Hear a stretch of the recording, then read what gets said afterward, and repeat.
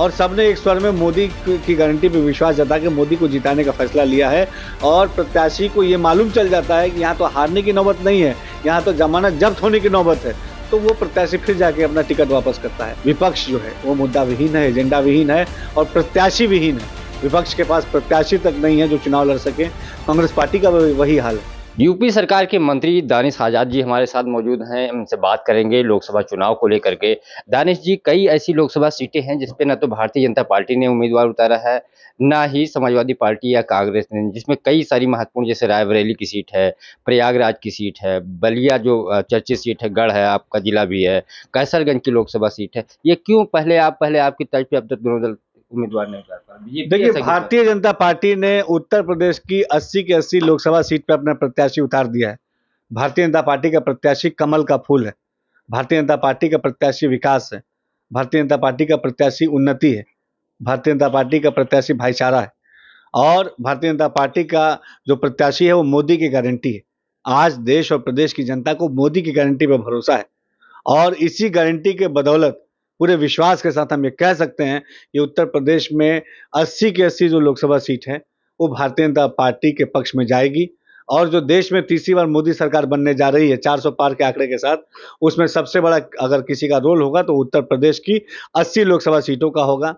लेकिन इसके उलट विपक्ष की अगर बात की जाए, खासतौर पर समाजवादी पार्टी और कांग्रेस पार्टी की, तो जिस तरीके से समाजवादी पार्टी हमेशा जो है लोकसभा के प्रत्याशी घोषित कर रही है और फिर 3-4 दिन बाद उनके प्रत्याशी जाके अपना टिकट वापस कर रहे हैं, तो ये साफ बताता है कि समाजवादी पार्टी हो चाहे कांग्रेस पार्टी हो, इनके पास आज लोकसभा चुनाव लड़ने के लिए प्रत्याशी तक नहीं है। कोई सीरियस इनके पास प्रत्याशी तक नहीं है जो 2024 के लोकसभा चुनाव में भारतीय जनता पार्टी का मुकाबला कर सके।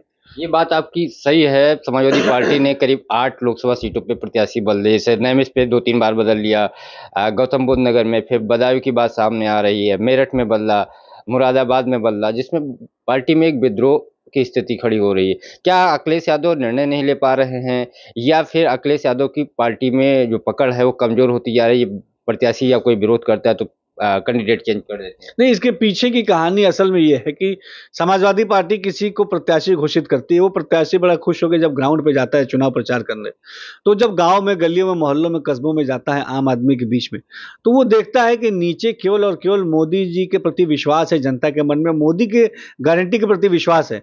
जनता एक सुर में, एक मत में कह रही है कि इस बार पूरा का पूरा जनता का समर्थन प्रधानमंत्री मोदी जी के विकास के मॉडल को मिलेगा। तो प्रत्याशी घबरा के फिर वापस जाके अपनी टिकट वापस कर देता है।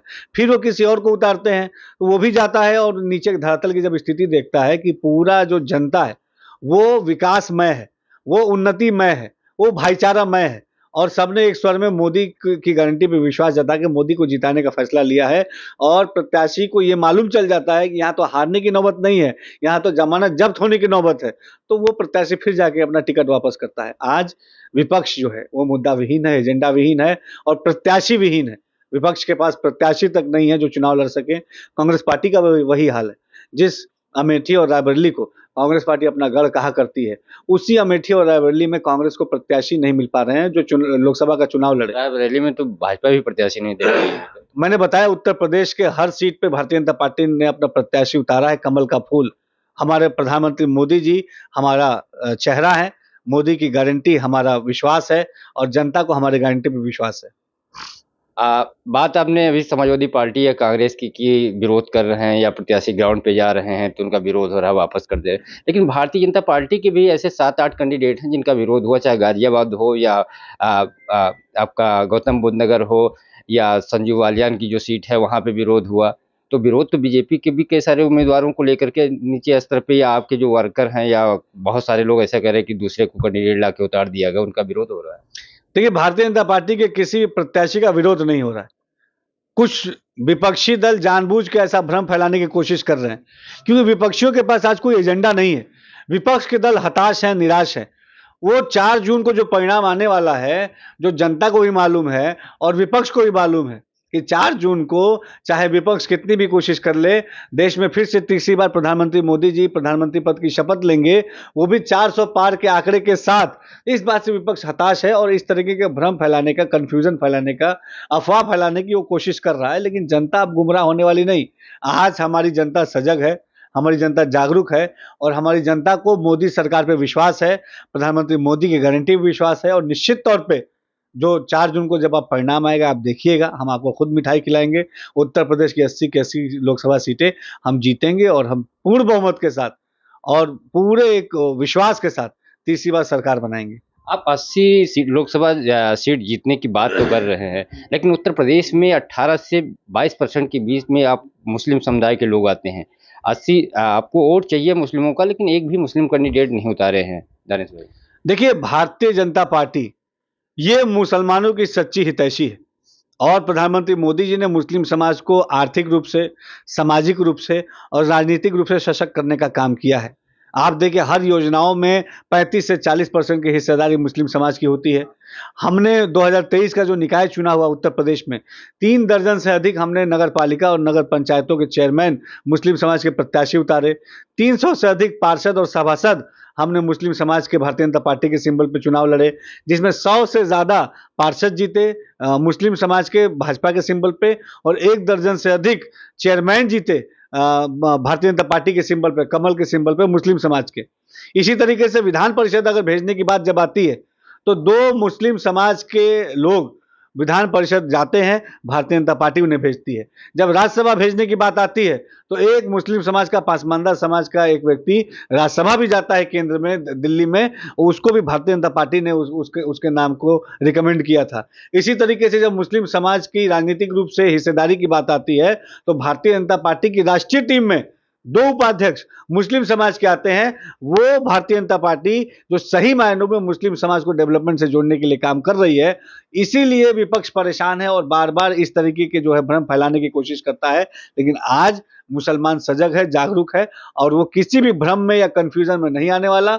मुसलमानों को डेवलपमेंट चाहिए, मुसलमानों को अच्छा एजुकेशन चाहिए, मुसलमानों को एम्प्लॉयमेंट चाहिए और ये तमाम चीज़ें भारतीय जनता पार्टी और मोदी सरकार उनको पूरी ईमानदारी से देने के लिए काम कर रही है। आप लोग मुस्लिम बस्तियों में जा रहे हैं, अभी आपने पसंदीदा का जिक्र किया, उनको जोड़ने की कोशिश हो रही है और ऐसे कई सारी टोलियां बना करके आप लोगों ने काम किया। आप बड़ा लंबा गिनाए गए पद पे हैं, चुनाव लड़ा है, लेकिन ऐसा क्या कारण है कि जो विधानसभा का चुनाव हो या लोकसभा का चुनाव हो, क्या ऐसे कैंडिडेट नहीं मिल पा रहे हैं? आप तो एमएलसी हैं, मंत्री भी है सरकार में, लेकिन फिर लोकसभा चुनाव से बीजेपी क्यों भाग रही है? 80 सीट आप जीतने की बात करते हैं, कैसे जीतेंगे बगैर मुस्लिमों के, जब तक आपको सपोर्ट नहीं करेंगे?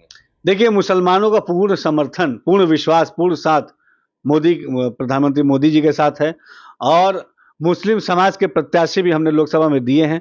हमारे भारतीय जनता पार्टी राष्ट्रीय टीम के अल्पसंख्यक मोर्चे के जो राष्ट्रीय उपाध्यक्ष हैं, उनको भी लोकसभा का टिकट मिला है साउथ से और लगातार आर्थिक रूप से, सामाजिक रूप से हम और राजनीतिक रूप से मुसलमानों को डेवलप कर रहे हैं।